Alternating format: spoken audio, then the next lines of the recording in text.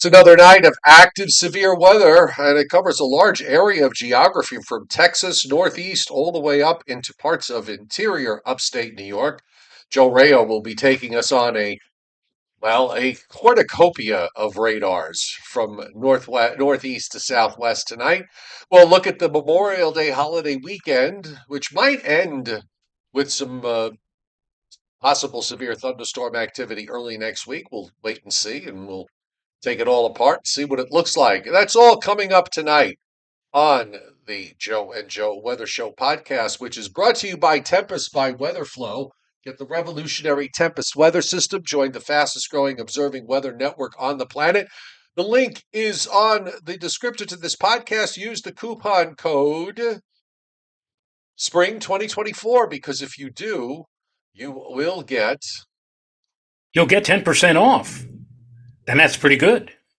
Yes, welcome to tonight's Joe and Joe Weather Show podcast on this Wednesday, the 22nd of May.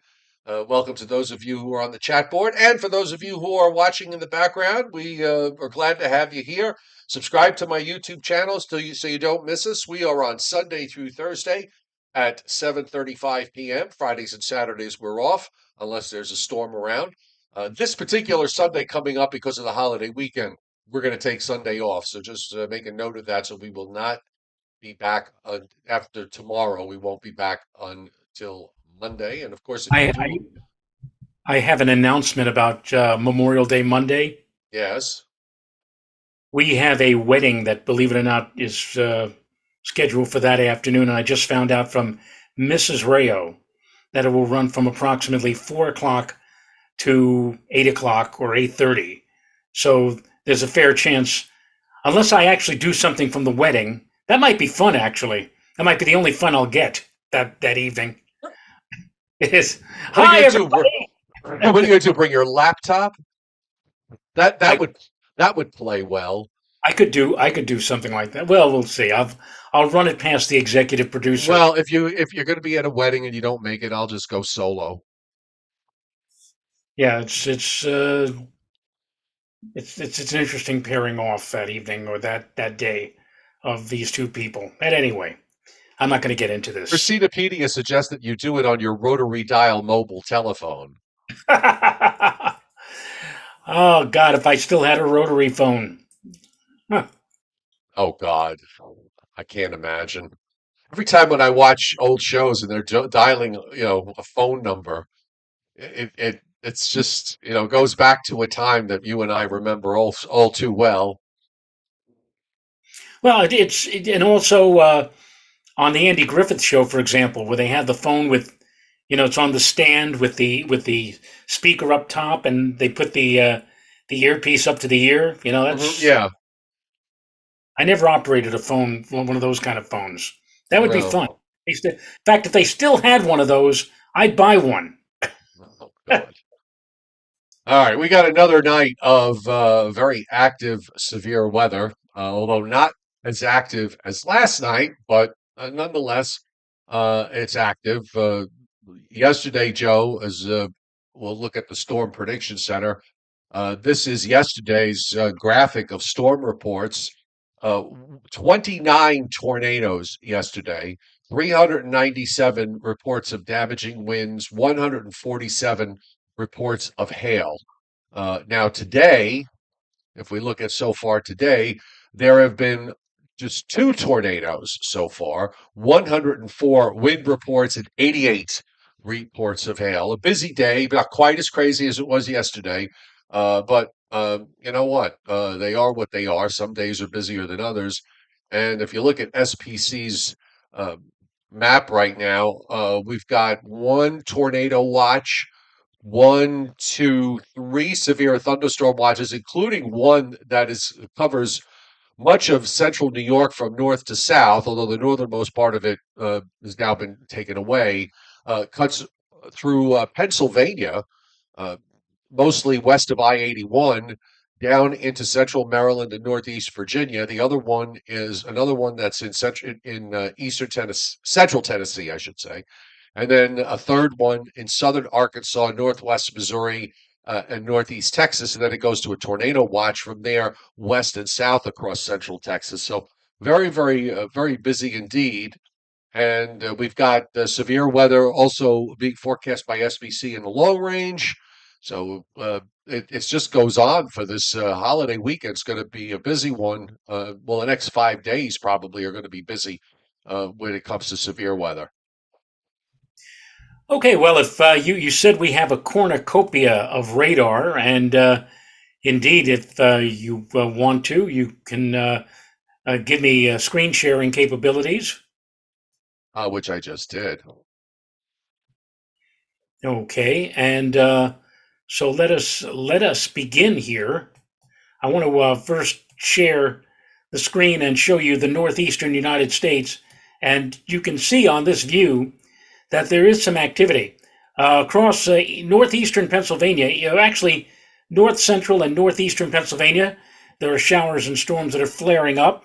There are also showers and storms over far upstate New York, up toward the Adirondacks, although they seem to be diminishing a bit. And over the border in Quebec, to the north and to the west of Montreal, is a pretty good line of embedded showers and storms. I would suspect, Joe, that from here, down to central Pennsylvania and on up to Quebec, that would be the warm front, the leading edge of the warmer, more humid air mass, not necessarily warmer, but certainly more humid air, the more juicy air mass that will be settling in over eastern sections of New York State, New Jersey, and northeastern Pennsylvania in the coming hours. And that is already setting off, as you can see, locally heavy, in some cases, shower and thunderstorm activity. Now, if we go back to the west, let's go to on the GOES satellite here. Let's go over toward the Great Lakes area. And you can see that we have a line here. This looks like a pretty good squall line that has developed in the last few hours, cutting across eastern sections of Indiana and on into northwestern sections of Ohio. And this might actually be the cold front that will be approaching. So if you can imagine in your mind here, we have the wedge of warm or the wedge of humid air here over western New York, western Pennsylvania, West Virginia, and eastern sections of Ohio, and then the approaching cold front that is working its way in from the west over northwestern Ohio and also into eastern or southeastern sections of Indiana. Now, further to the south, we go down to, let's say, well, down into the deep south area, which would cover also where Mr. Giaffi is. Well, actually, not necessarily. This would be down toward, well, over here, up here is Tennessee, and we have a pretty good area of showers and storms crossing Tennessee. We also have showers and pop-up storms, locally heavy, over portions of Mississippi, also over southern sections of Arkansas, and trailing over into northwestern Louisiana and northeastern sections of Texas. And again, some of these are rather potent. Not sure if they're producing any tornadic activity, but they certainly are rather heavy. And again, they're moving at a pretty good clip over toward the east. And so these areas battening down for some heavy weather in terms of shower and storm activity. Now, if I share the screen here, let's talk about radar, local radars. I'll do that. Whoops. Here we go. And we'll go first to, let's go first to upstate New York. Or actually, this is over in Colchester, Vermont. And you can see that it's not really, it's not enough that you can, Colchester is about as far north as I could go on the radar up in Vermont and northern New York State. But the area, the squall area that I pointed out in Quebec is a bit too far to the north to be picked up. We do see on this radar, however, an area of moderate shower activity moving into the Adirondacks from the west and south. Let's check in on northeastern Pennsylvania. And actually, this is central Pennsylvania. This is State College, Rush, and you can see that line of activity which is now moving into northeastern Pennsylvania. It started over central Pennsylvania near Williamsport and has now moved into the northeastern part of the state. Let's now go further down toward Ohio. We saw a squall line in Ohio. This is Wilmington, Ohio. And let's see what develops over the next few frames. Yeah, there's that line. Look at that line. It just develops right before your eyes. It's a narrow line, but it's a very active line of showers and storms crossing through southernmost sections of Indiana and on into northern and western sections of Ohio. And if we go one more down, let's say toward, well, we can go to Columbus Air Force Base, Mississippi, Greenwood area. And you can see, again, crossing through Tennessee is some shower and thunderstorm activity and working its way in now from the west into western sections of Mississippi. We have, again, an area of showers and a couple of embedded potent thunderstorm cells as well. Anywhere else you'd like to go, Mr. Jaffe? Uh, no, I think you pretty nailed it. I'm sorry, was doing a couple of other things. I was just looking at tornado HQ. Uh, did you go into Texas? I did on the GO satellite, but we can take a look at it now from the perspective of radar. This is Killeen or Fort Hood, Texas, and this is covering the area over in eastern Texas. You can see there's a pretty good, I'll call it a cluster or a region of heavy duty showers and storms that is moving at a pretty good clip over toward the east. And again, some of this activity probably capable of heavy downpours and strong, gusty, straight line winds. Not sure if any tornadic activity. Well, This is there's a cluster that's because I'm looking at Tornado HQ. So there's two clusters. There's one in northeast Texas and northwest Louisiana where there's a bunch of severe thunderstorm warnings, and then there's another one that's south of Dallas, sort of like halfway between Dallas and San Antonio. That one has a bunch of severe thunderstorm and a couple of tornado warnings in play at the moment. well, here is what is known as the Arclotex, if you will, centered on Shreveport, Louisiana. But you can see here is northeastern Texas, southwestern Arkansas, northwestern Louisiana, and there is a plethora, if you will, of moderate to heavy shower activity and some thunderstorm activity. And if we want to take a look at the activity that's occurring now in the Dallas area, this is for, oh, we just saw this. This is Killeen and Fort Hood. Let's go to, where else can we Can you go? go? Can you go south of Dallas? San Antonio, New Eh, Braunfels. Somewhere, is there any place in between the two? Well, let's check. We can go to, where else? This is Killeen again. Why do I keep hitting Killeen? Um, here's Dyess Air Force Base, Moran, Texas. Well, look at this, Joe. I mean, this is pretty active right here. Uh, in fact, I even see a shade of purple flashing about.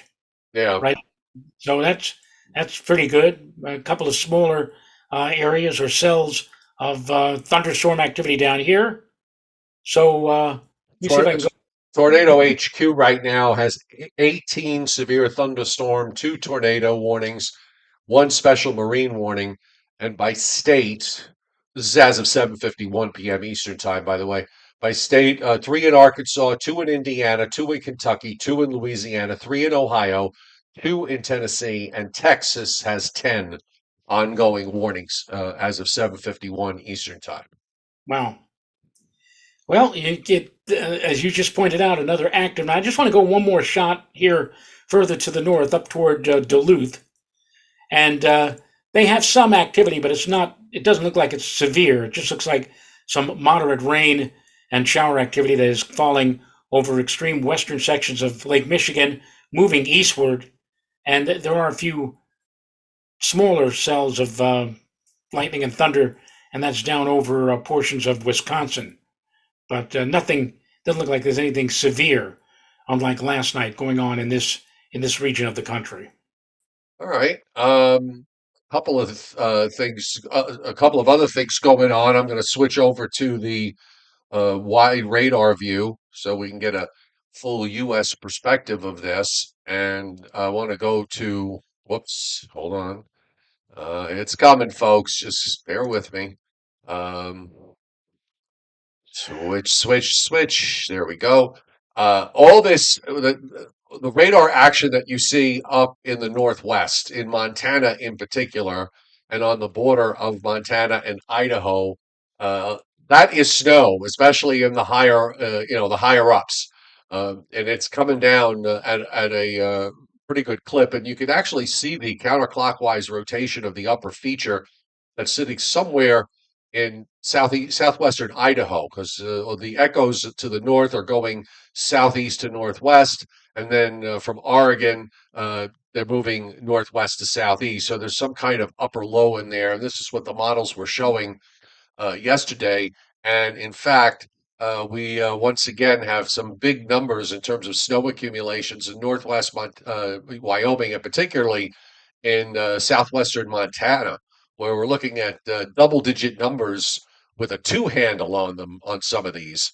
So we're talking, we're talking some big snows for uh, days before we're going into the Memorial Day holiday weekend, and we've got winter storm warnings that are up there in southwest Wyoming. Meanwhile, you can see the remaining severe thunderstorm watches that are up. The one in central New York, now it's more south, the southern half of central New York, and much of central Pennsylvania down into central Maryland and northern Virginia.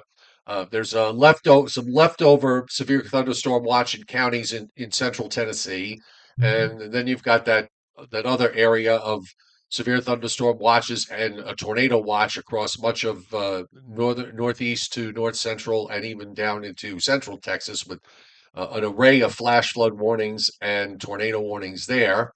And other than that, it's fairly quiet. By the way, I just want to point out here on the U.S. satellite loop, if you look over the Dominican Republic on the lower right and over Puerto Rico and eastern Cuba, this is the system that the GFS has been trying to show coming out of the Caribbean and then eventually going to the other side. But this is the map with the lightning flashes on it, and you'll notice that there's very little convection here. So this is not a tropical system per se, okay? And it's a kind of a large sprawling disturbance, developing low, but it definitely is non-tropical in nature because we don't have any kind of convection. Really, the convection in it is actually minimal. There's more convection with the cold front and the thunderstorms moving eastward than there is with that system there. And then, of course, you see the rotation coming into Oregon and moving into Idaho with that next upper low that is moving up into the northern Rockies. So tonight's Storm Prediction Center, a large area of slight risk that goes from western New York, the western half of New York, through central and western Pennsylvania, southeast Ohio, western West Virginia, all the way south. And then you get into this enhanced risk area from southwest Arkansas, and then from northeast into central Texas. And we've got a 2 to 5% tornado risk there. Now, day two, tomorrow, uh, SPC still has a marginal risk from Maine down to North Carolina, and then it goes west across Kentucky and Tennessee, and then it becomes a large area of slight to enhanced risk, covering Arkansas, Oklahoma, northern Texas, most of Kansas. It goes enhanced in northern Kansas into Nebraska, and then back to slight risk as you move up into South Dakota.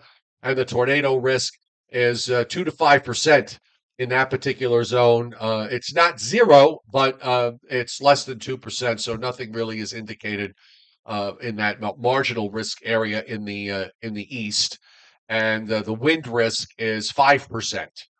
So it's sort of like a low grade marginal risk, I guess that's what they have. And then day three is marginal risk in the middle and parts of the lower Mississippi and the Missouri River Valley up to the lower Great Lakes, Illinois, Indiana, and southern Wisconsin. We do have long range, and I'm going to be curious to see what they do with this, by the way.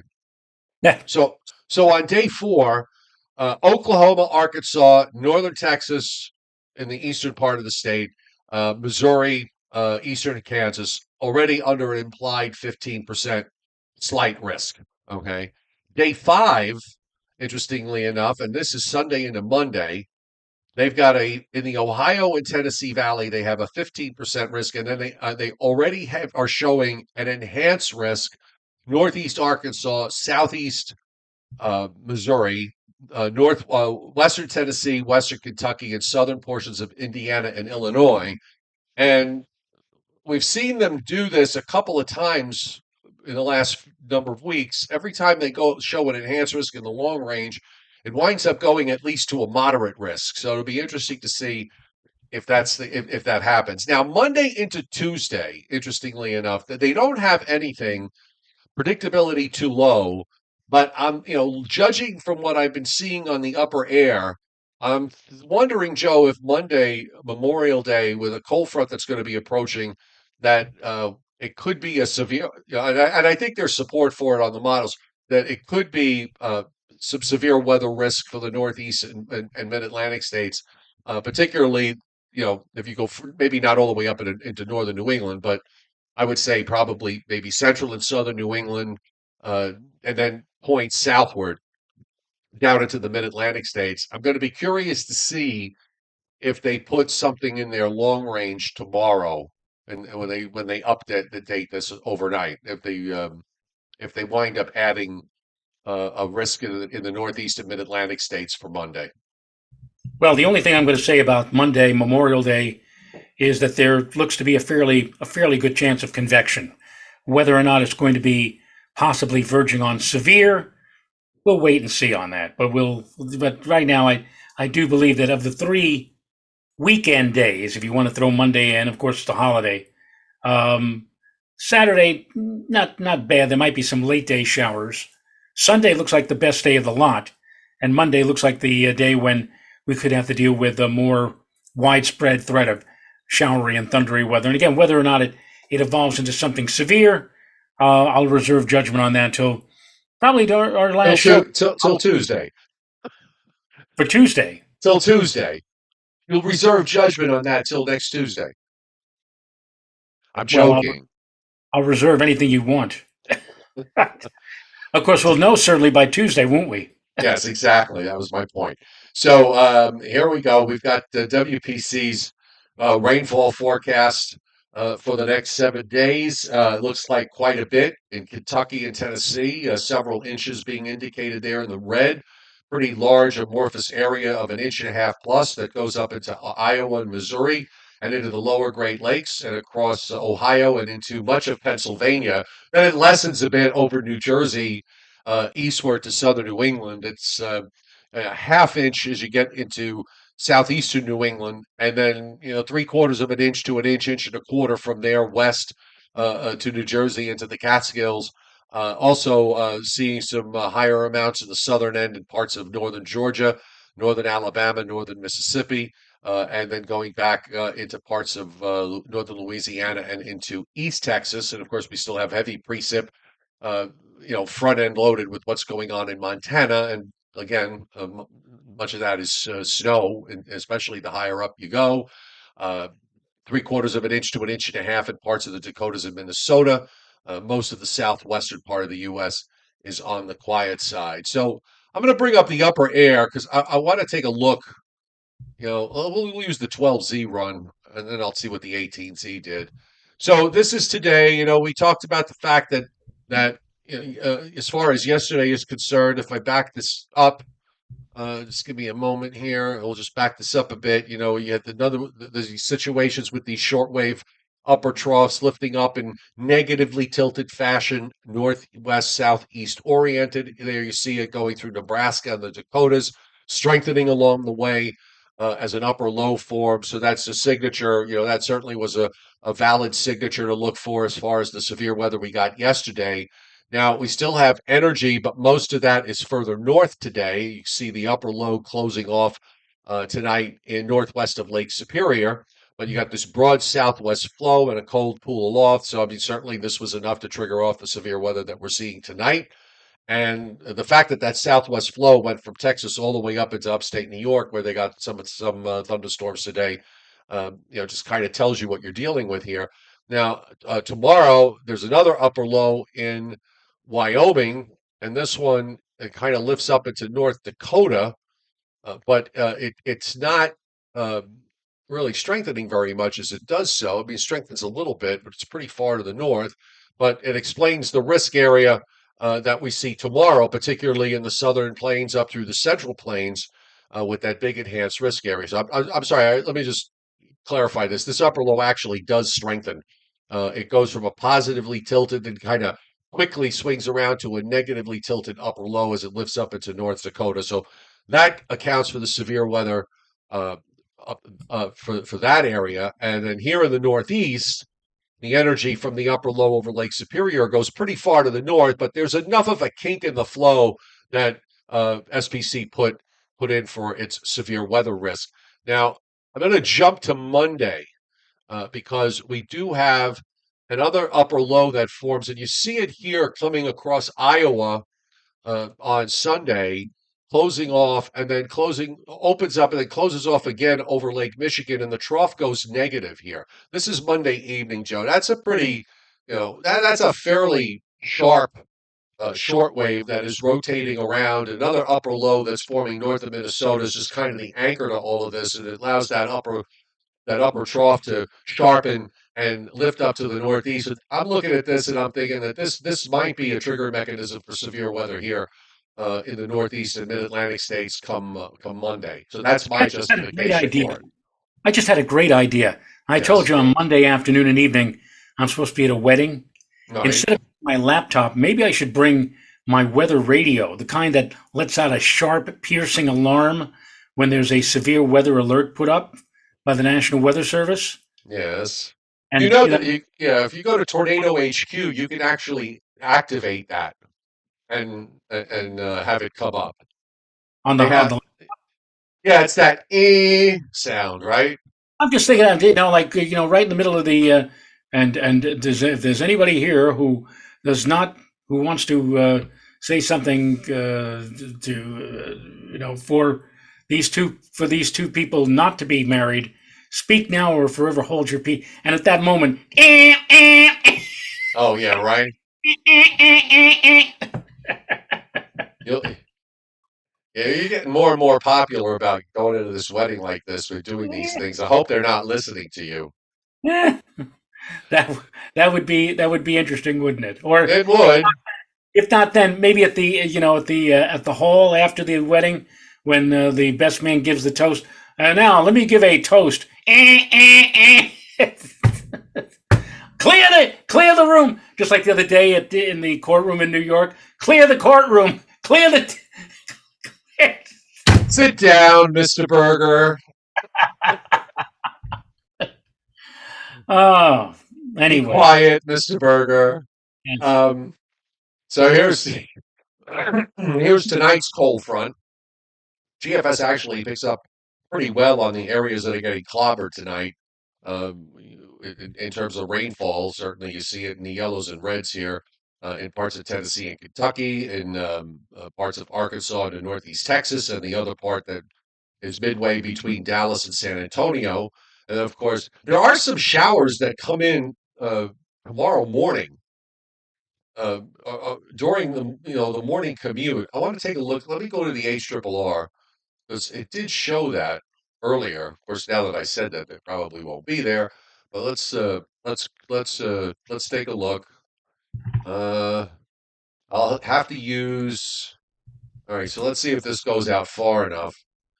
Yeah, this is at 7 a.m. at 8 a.m., Joe. There's a storm. The HRRR is picking up on some thunderstorms that develop in central PA and move over northern New Jersey to over you. I mean, it's got a really nasty looking cell over you tomorrow morning around between 8 and 9 a.m. going by, and that's probably as you're transitioning. That's probably your dew point line going by, and behind it, we're going to see our dew points climb up into the 60s. So a bit of a warm front, I guess you might want to call it, that goes by. And then as we move through the latter part of the day, let's go to the 3 kilometer NAM. The 3 kilometer NAM has it, but not quite as strong as the HRRR does. And actually, the 3 kilometer NAM has nothing for the after. It's got this stuff in the morning, but it's got next to nothing later in the day. Let's see the 12. Even the 12, Joe. The 12's got more in the morning as we transition. to wait for the cold front, and then not much with the front in the afternoon and evening. So we'll see how it plays. The GFS is in a whole different world, so we can take a look at this. It's got the morning stuff, and then it's got in the afternoon. It's got some stuff that develops from New York City southward. Uh, so there's that. Okay, so then that goes out. Friday looks okay. And then we've got on Saturday, which looks okay until maybe, as you said, late afternoon, evening, there's a line of showers and storms that goes by. Sunday looks fine. And now here comes this low in Kansas. It's a 93 low that heads northeast to the Great Lakes and brings some showers and storms, a weakening area of showers and storms. Sunday evening, it's got some strong storms over Chesapeake Bay and in the eastern half of Pennsylvania, mainly west of like I-81 west, and then they just sort of fall apart during the overnight. And then you've got the cold front that comes in later in the day, and this is when the low is in northeastern Michigan. There's the cold front's coming in, and the GFS has what looks like some fairly well-developed cells for later Monday afternoon into Monday evening. So I think it's probably something worth paying attention to, or at least keeping it in the back of your mind as we head closer to the holiday and go into the holiday weekend. But after that, let's see, it will dry out somewhat for the latter part of next week. Yeah, that looks fair. So a lot of action here going into the holiday weekend. And we, of course, will be here tomorrow night so we can give a final verdict on what it's going to be like Your Honor, I'd going like into to the give a holiday final weekend. verdict. Your Honor, I'd like to give a final verdict about Memorial Day weekend tomorrow night. Isn't it true, Mr. Mason? Oh God! All right, how about we do a little Briller Jeopardy, shall we? I think it's your turn, Mr. Chiaffi. It is. Um, okay, so tonight we're doing the average lows for the month of May. The average low in the month of May, starting with Atlanta. Oh dear. 62. Oh, Joe. Oh, so close. What was that all about? So close. Um, Joe Z says 59. Tyler Fiega 63, but Chuck Cardillo gets it at 61. Oh, 661. Boston. Boston? Boston. Boston. Boston. 54? This is a smidge too warm. A little too warm. Christina Pedia says 52. Justin JB right at the doorstep at 49. Trying to see. Vincent Croce, William Uber at 52. Owen Daniel at 52. Rich Rothmansky, you're uncharacteristically too low at 42. Michael Azara, oh so close at 51, which means that Owen Daniel now comes back with 50, and 50 is the correct answer. Charlotte, North Carolina. Charlotte, North Carolina. Charlotte. Well, what do you say, Charlotte? Scarlet? Um.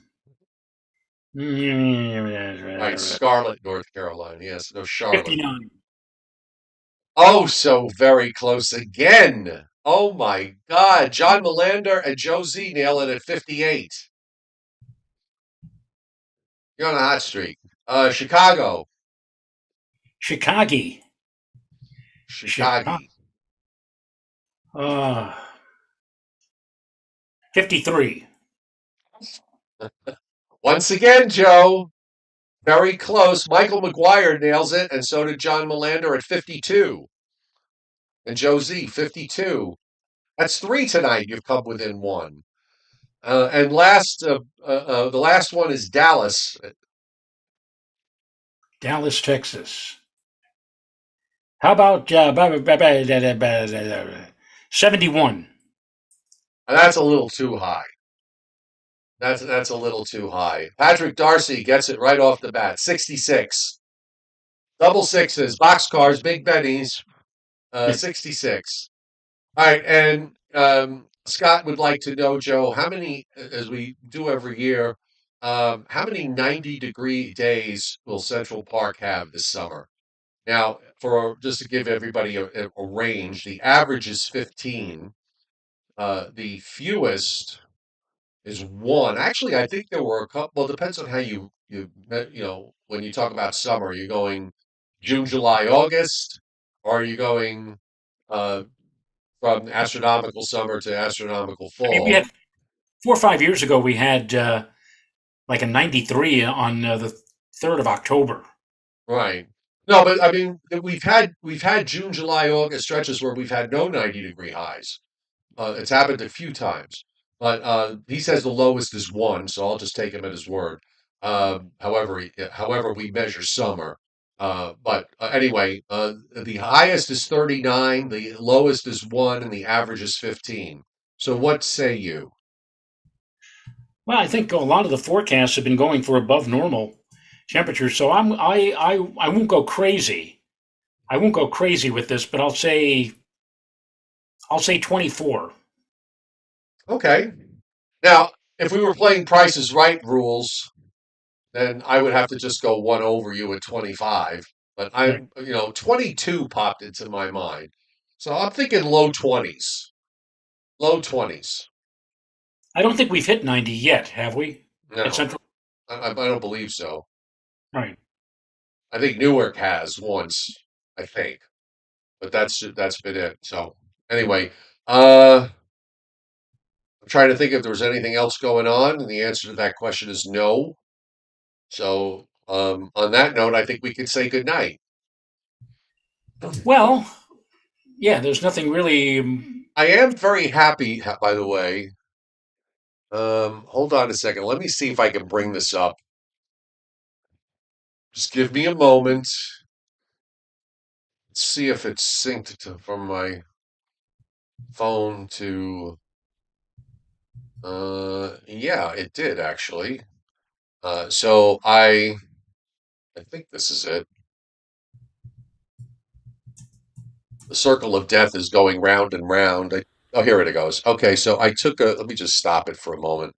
So I took a video of my landscaped yard, which is finally done. So I'm bringing it up on the screen. And let me just start the video here. Actually, this is not the one I did today. I guess the one I did today hasn't come up yet because I added some in that back row that you see the mulch, but there's no plants, and that's what the wider shot looks I like. like the green, man. The green really, unless it happens to be a function of the camera, but Yeah, no. It's also the time of day I did this. It's very interesting here in the mountains, and this was I did this with the this was a morning light, okay, and when you take this, when I've done videos here, depending on what time of the day it is amazing how the colors change in terms of, and you see all these big leaves there at the front of that flower bed. That's all natural growth that comes out and makes these flowers during the spring, and then they start to die off now. They're beginning to turn brown, and there were parts of my yard that were covered with that, and I couldn't really do that until that natural growth because it looks so pretty. I don't want to just weed whack it away.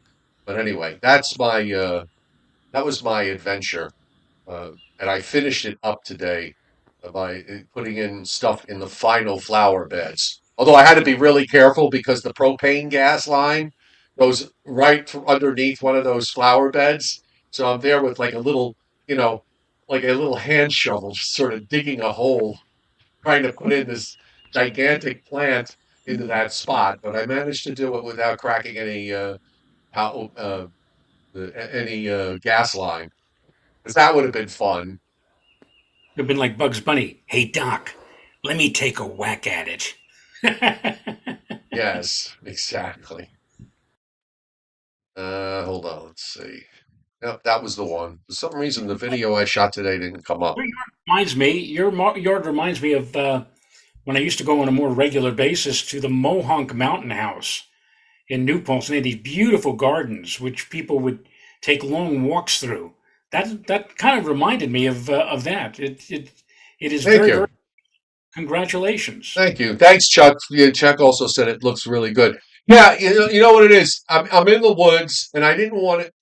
And I'm not trying to criticize anybody that does this. It's not what I'm about to say. That's not where I'm going with this. But um, in general landscaping, when you're living in a development and there's a bunch of houses, everybody kind of has the same sort of you know rectangular flower beds, maybe some circular flower beds. Whereas I'm here in the woods and it's all wild stuff, so I wanted to do something where the flower beds, because I left in a lot of natural growth. So I basically planned the flower beds around the natural growth, which is why it goes, sort of meanders, and there's paths in there that you can walk around. I wanted to sort of maintain that natural look rather than square everything off, because I don't think squaring it off would have worked. I just don't think it would have looked good, considering that, my property is on a hill and there's a lot of woods in here and a lot of wild growth, and a lot of that wild growth is pretty, so I wanted to keep that. So anyway, I don't know, it finally took me. I always liked gardening, and here I am now at 65 and I'm finally getting good at it. Yes, we're All old enough. right. We're old enough now. We should be hiring people to do that. Yeah, I really enjoy doing it. I really do. It's very stressless for me. It's all I'm thinking about is moving plants, and whatever else is going on in my life, it's totally out of my mind because I'm doing my yard work and moving my plants and trying to make things look good and all the rest of it. They all got once a week they get fed Miracle Grow, which is what they got today. So all the babies outside have been taken care of. And the Joe and Joe Weather Show podcast is brought to you by Tempest by WeatherFlow, the revolutionary Tempest weather system that you can run on your mobile device and is very easy to install. You also join the fastest growing observing weather network on the planet. The link is on the description to this podcast. Use the coupon code SPRING 2024 because if you do, you will get. You'll get 10 big percent off. Joe, All right, so we'll be back tomorrow night at 7:35, and there probably will be more severe weather around. So we'll see you then. have a good night, folks. Night night.